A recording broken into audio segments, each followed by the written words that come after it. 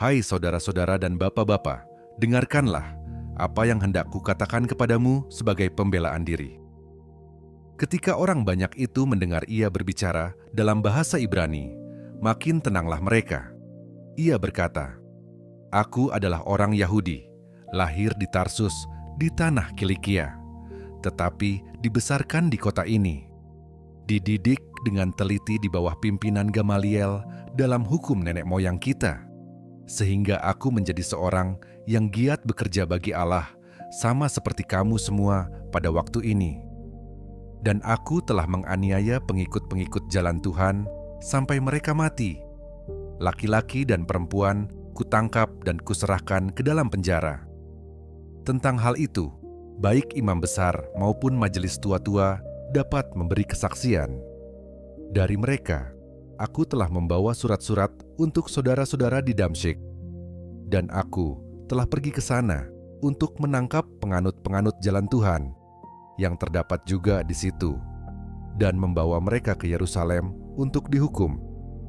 Tetapi dalam perjalananku ke sana, ketika aku sudah dekat Damsyik, yaitu waktu tengah hari, tiba-tiba memancarlah cahaya yang menyilaukan dari langit mengelilingi aku. Maka rebahlah aku ke tanah, dan aku mendengar suatu suara yang berkata kepadaku, 'Saulus, Saulus, mengapakah engkau menganiaya aku?' Jawabku, 'Siapakah engkau, Tuhan?' Katanya, 'Akulah Yesus, orang Nazaret yang kau aniaya itu.'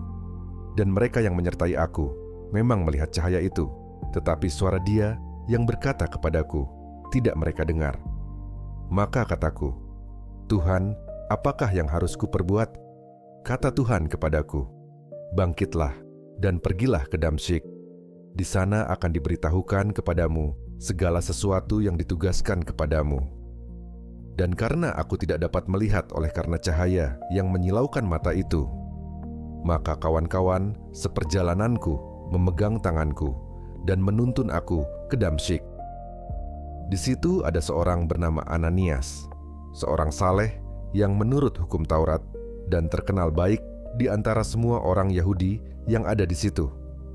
Ia datang berdiri di dekatku dan berkata, 'Saulus, saudaraku, bukalah matamu dan melihatlah.' Dan seketika itu juga aku melihat kembali dan menatap dia.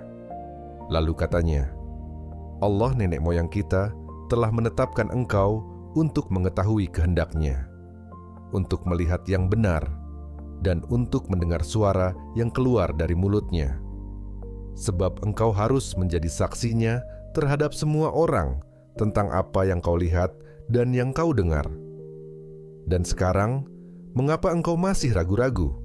Bangunlah, berilah dirimu dibaptis, dan dosa-dosamu disucikan sambil berseru kepada nama Tuhan.'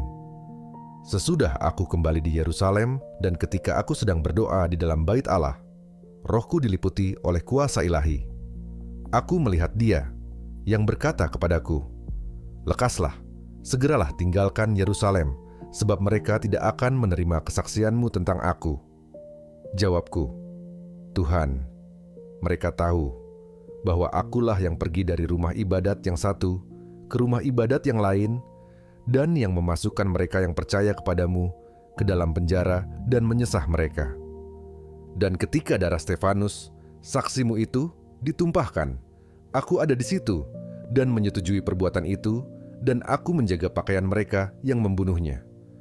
Tetapi kata Tuhan kepadaku, 'Pergilah, sebab aku akan mengutus engkau jauh dari sini kepada bangsa-bangsa lain.' Rakyat mendengarkan Paulus sampai kepada perkataan itu. Tetapi sesudah itu, mereka mulai berteriak, katanya, 'Enyahkan orang ini dari muka bumi, ia tidak layak hidup.' Mereka terus berteriak sambil melemparkan jubah mereka dan menghamburkan debu ke udara. Karena itu, kepala pasukan memberi perintah untuk membawa Paulus ke markas dan menyuruh memeriksa dan menyesah dia, supaya dapat diketahui apa sebabnya orang banyak itu berteriak-teriak sedemikian terhadap dia. Tetapi ketika Paulus ditelentangkan untuk disesah, berkatalah ia kepada perwira yang bertugas, 'Bolehkah kamu menyesah seorang warga negara Rum apalagi tanpa diadili?" Mendengar perkataan itu, perwira itu melaporkannya kepada kepala pasukan. Katanya, "Apakah yang hendak engkau perbuat?" Orang itu warga negara Rom. Maka datanglah kepala pasukan itu kepada Paulus dan berkata, "Katakanlah, benarkah engkau warga negara Rom?" Jawab Paulus, "Benar." Lalu kata kepala pasukan itu, "Kewarganegaraan itu kubeli dengan harga yang mahal." Jawab Paulus, "Tetapi aku mempunyai hak itu karena kelahiranku." Maka mereka yang harus menyesah dia segera mundur. Dan kepala pasukan itu juga takut setelah ia tahu bahwa Paulus yang ia suruh ikat itu adalah orang Rom. Namun kepala pasukan itu ingin mengetahui dengan teliti apa yang dituduhkan orang-orang Yahudi kepada Paulus. Karena itu, pada keesokan harinya, ia menyuruh mengambil Paulus dari penjara dan memerintahkan supaya imam-imam kepala dan seluruh mahkamah agama berkumpul.